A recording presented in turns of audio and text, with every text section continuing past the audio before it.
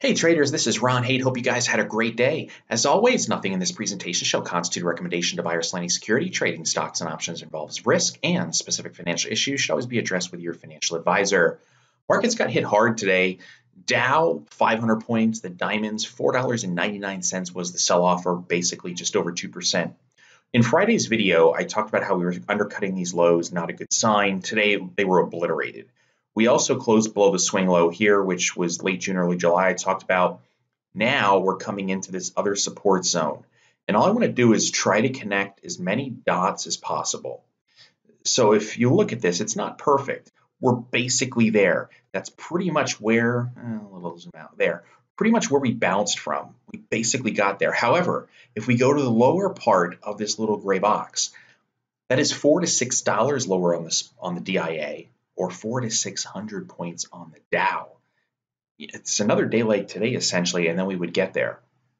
If we take a look at the SPY, which is the S&P 500 ETF, which I have a bullish position in, this thing cut right down through, and now we're testing a lower support level here at 255. If that falls, and it's not looking good,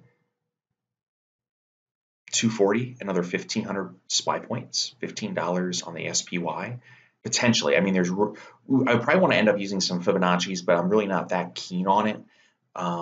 There's not a whole lot of support because this was just such a gradual rise. It wasn't like there were any other spike downs.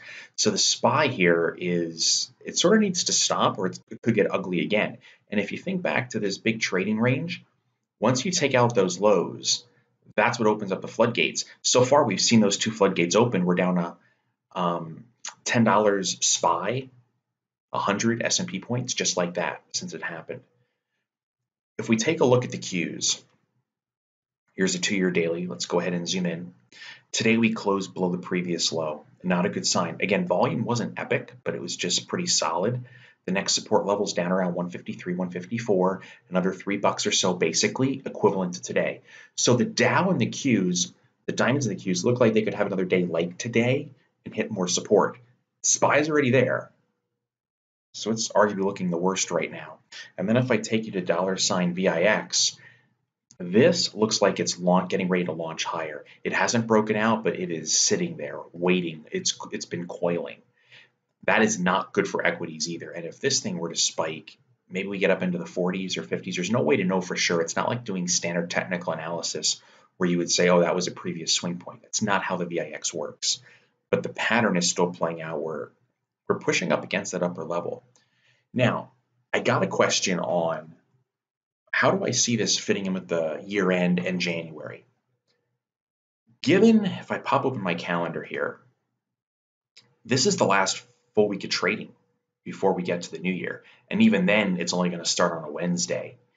So if I had to look into my crystal ball, and again, this is just an opinion, I would say bottom is either Tuesday or Wednesday. And then we get the reversal. I would expect a rally into weekend because if you are bearish, you made your money. You're finally starting to do well, hopefully. And covering into a holiday weekend, and then you have a holiday week, there's not going to be a lot of traders at their desks.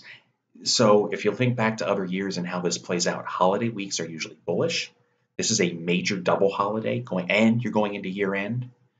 Therefore, I would think that as a bet, if you will, bet a cheesesteak on it, 18th or 19th, that's the bottom. And then we rally. How much? I have no idea, but it could be enough to take back whatever losses occurred at the beginning of the week, something like that. It's just a reversal. But the point is from where. It could get much worse here in the short term. Right now, technically, from the charts, if I go back to the diamonds, it's not looking good. Support's down here, and that is the target. Now, one index ETF, or I should say just an ETF that's holding up well, are the semis. They have not broken down to new lows yet. In fact, they're barely hanging on to higher lows, if you can believe something like that. So this still is a bit of a bear flag. If they lose support here around 87, then you come down into the 84, 85 area. Let's take a look at Johnson & Johnson.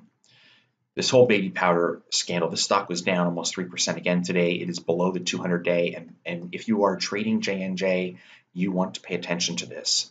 It bounced at the 200-day. We got below it, tried to get above it, the 200 days in purple, institutional moving average. We could not get back above it. That is now a line in the sand. So yes, J&J is bearish. Yes, it is oversold on a daily basis.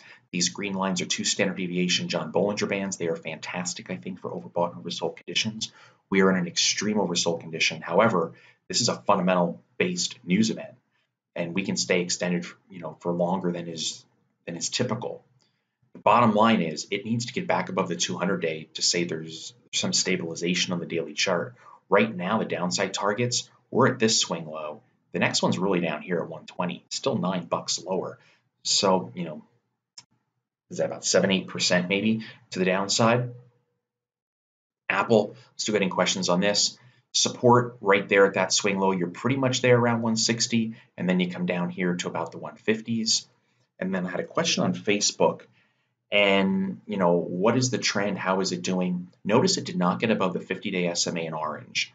Remember, 200-day in purple, 50-day in orange. These are SMA, simple moving averages, institutional moving averages. You got up there for 3 days in a row. Today's day 4, can't get above it. Rolling over, this is not a good sign. Facebook remains bearish. And then check out this RGLD. I'm paying attention to gold stocks. This is a gold miner. This is Randgold. If I zoom in, what do we see? A lot of basing, and now it's starting to perk up. This stock gets above about $80 a share. Just look how clean that is. The 200-day is right here, but then the next major resistance would be this consolidation up here around 90. That's the target. That's $10. It's over 10%. Maybe 12% would be an upside target. Volume, if I zoom in here again, starting to pick up a little bit. There were 2 big volume sell days, but there was no downside damage done technically. And then if we look at GLD, because remember, gold, the metals themselves get bullish typically into the last week of December into January. It's slowly been rising, but even with the markets falling apart today, bonds and gold didn't really rise. For gold, it's not its time just yet. I said this in yesterday's video. I'm holding a second chance holiday event. I'm specifically going to talk about gold. So if you trade, follow, or are interested in gold, silver, and the miners, you need to be at this event. 5 years in a row, gold's been a rock star. It has a very high track record overall going into January and the end of this year, but I'll show you exactly some examples for trade ideas as well. You need to be there. Half the seats are gone. As of this video, we're probably approaching 2/3. We're actually getting a faster attendance rate for the second chance event than I did for the event on Friday. I will show you bearish stocks, bullish stocks. It doesn't matter. So whether the Grinch wants to stick around and send stocks lower, that's okay. I'll show you the ones that trend lower, even when the market is bullish, which is extraordinary. And if the market wants to bottom and have that little 10-day rally into year end or kick off the new year, I'll have you covered there too. So you can register at the link below. We're going to look at something like this. These are the hottest stocks. We'll look at bullish, bearish. You'll see what the historical gain has been. We'll have buy-sell ratings on them. It's going to be a lot of fun. You can get the link on the video from the email you received, or if you're watching on YouTube, right below the video, just click on see more. They'll have like 3 little dots, click it, and then you can register there. Okay, so I wish you and your families a wonderful holiday season. I'll see you guys in the next video, and hopefully I'll see you at Wednesday's event. Take good care.